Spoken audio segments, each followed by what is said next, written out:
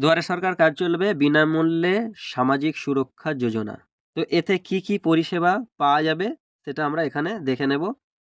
আপনারা চাইলে নিজেরাও পুরো এটা পড়ে নিতে পারেন, বা আমি যেটা বলছি আপনারা শুনে নিতে পারেন। না বুঝতে পারলে আপনারা নিজেরা পড়ে নেবেন।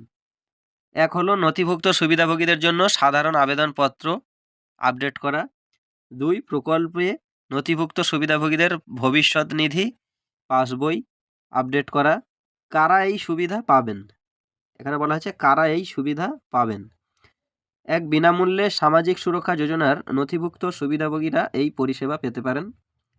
এবং 2 নথিভুক্ত সুবিধাভোগীদের মৃত্যু হলে তার মনোনীত ব্যক্তিও এই পরিষেবা পেতে পারেন। কি কি নথি প্রয়োজন? এক হলো সাধারণ আবেদনপত্র আপডেট করার জন্য ক সঠিকভাবে পূরণ করা সাধারণ আবেদনপত্র ফর্ম 1, ব্যাংকের পাসবই আসল এবং প্রথম পৃষ্ঠার একটি ফটোকপি, প্রকল্পের পাসবই আসল এবং প্রথম পৃষ্ঠার একটি ফটোকপি, আধার কার্ড আসল এবং একটি ফটোকপি। মনোনীত ব্যক্তিদের আধার কার্ড আসল এবং একটি ফটোকপি। চয়ে বলা হয়েছে মনোনীত ব্যক্তিদের ব্যাংকের পাসবই আসল এবং প্রথম পাতার একটি ফটোকপি।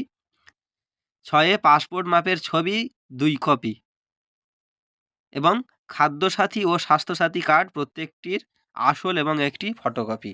এই ডকুমেন্টসগুলো কিন্তু আপনাদের লাগবে।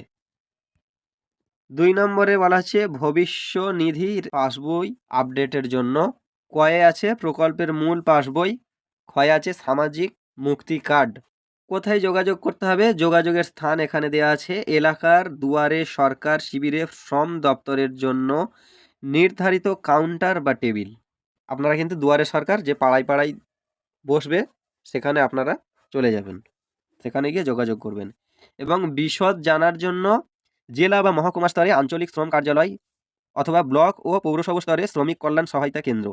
পরবর্তী আপডেটের জন্য চ্যানেলটিকে সাবস্ক্রাইব করে বেল আইকনটি অন করে রাখবেন। এবং ভিডিওটি যদি ভালো লেগে থাকে তাহলে একটি লাইক করে বন্ধুদেরকে শেয়ার করে দেবেন। আজকের ভিডিও এই পর্যন্ত, দেখা হবে পরবর্তী ভিডিওতে।